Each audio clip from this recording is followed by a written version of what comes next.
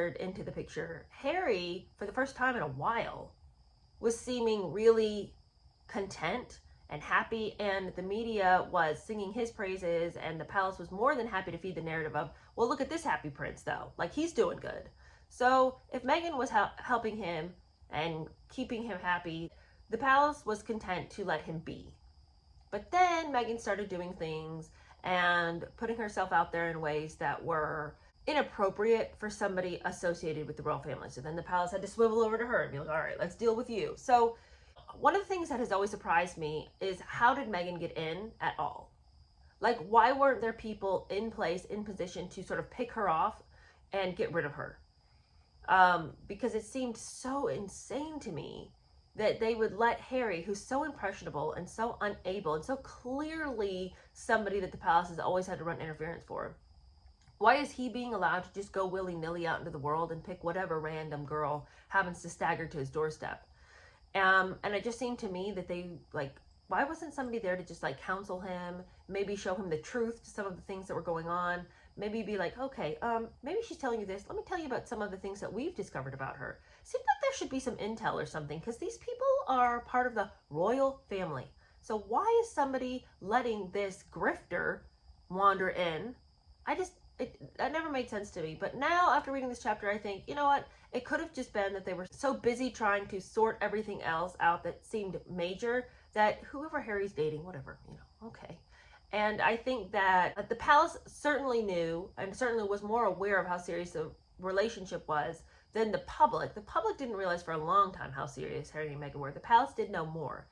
But I still don't think that they realized what they were dealing with in Meghan. And I think that she was, at this time, able to present an image to them where she seemed a little over emotional, but not manipulative and evil. She just seemed like somebody who needed to maybe get a grip on her emotions as far as what the media was presenting about her, because she was very upset about that.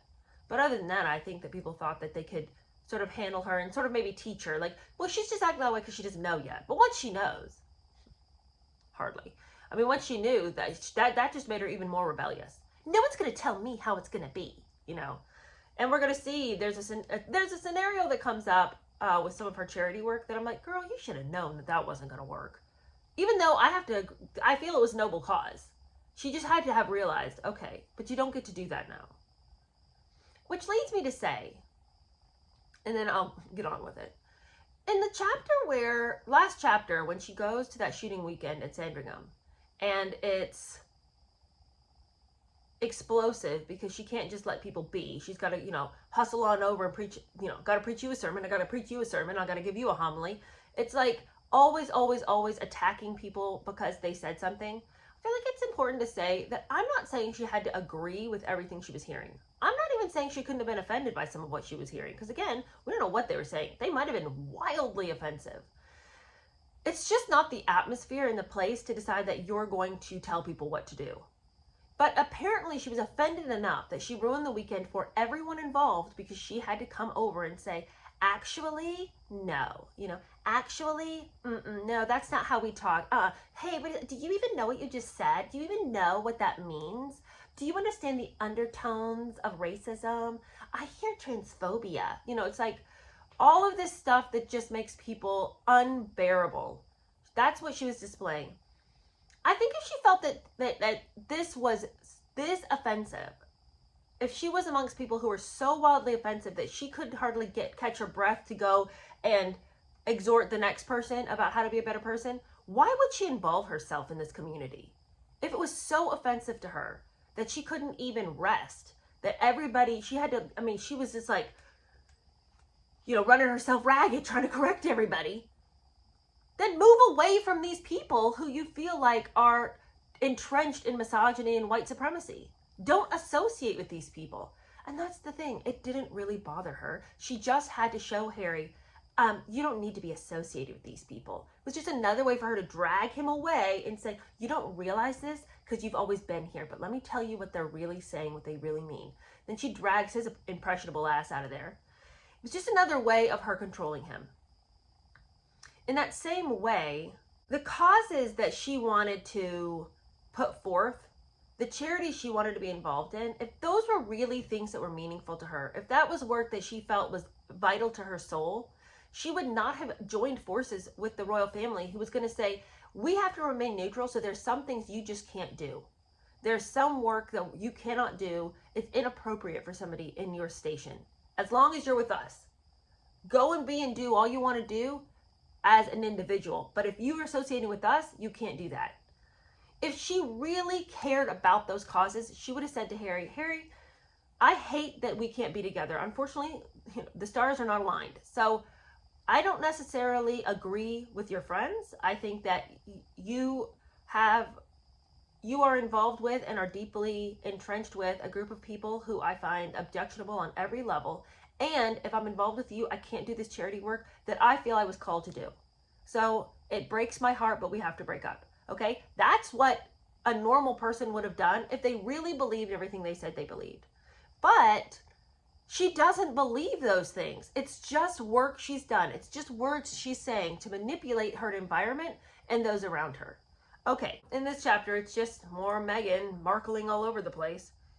Okay, this is a very interesting story that we're getting to now.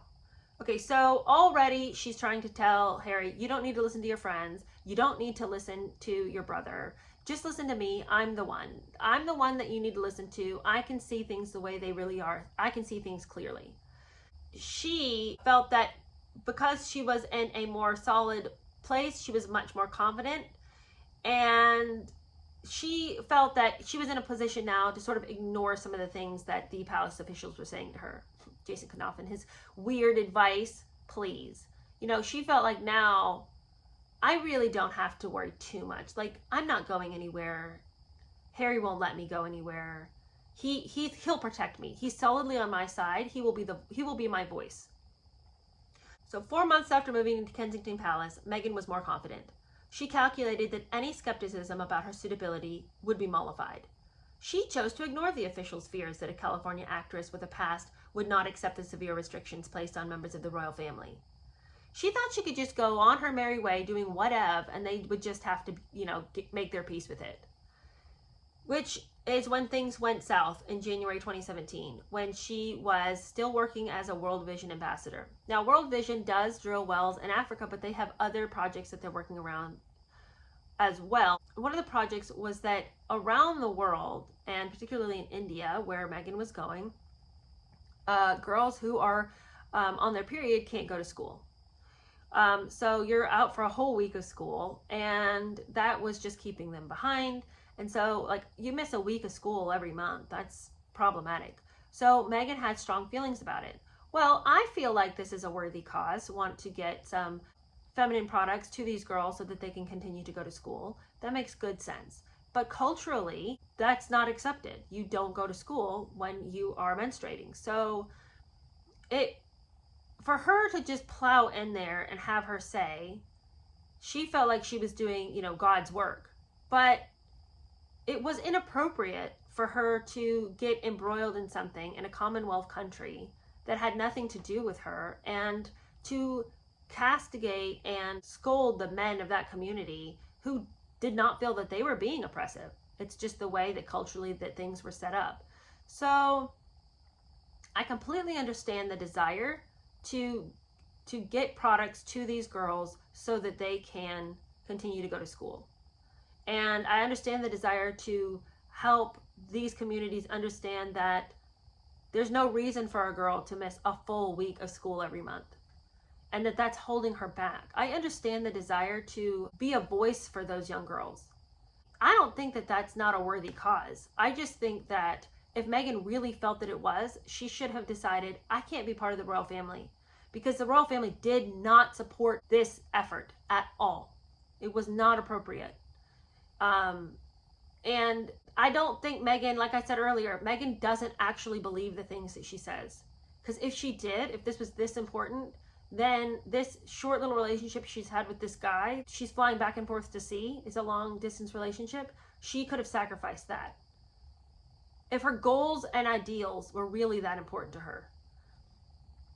Meghan's visit to India in January 2017 for World Vision illustrated this problem that she could not accept being told what to do. Spearheading a worthwhile campaign targeted at 100 million young girls compelled to stay away from school while they menstruated, she rallied with heartfelt conviction in a speech against India's conservative men who denied girls sanitary pads. Conditioned by discrimination, she said, the girls missed school and suffered unnecessary poverty. Before leaving for India, Harry failed to caution Meghan.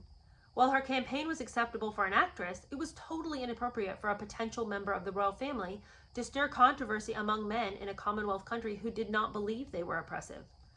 Palace officials were not silent. On Meghan's return to London, it was explained to her by one official that she would need to accept restrictions. Meghan smiled and rejected any advice. She had decided that she did not want to become a muted royal. Her 2 visits to Rwanda and one to India would continue to be cited as evidence of her being heavily involved in philanthropic and advocacy work.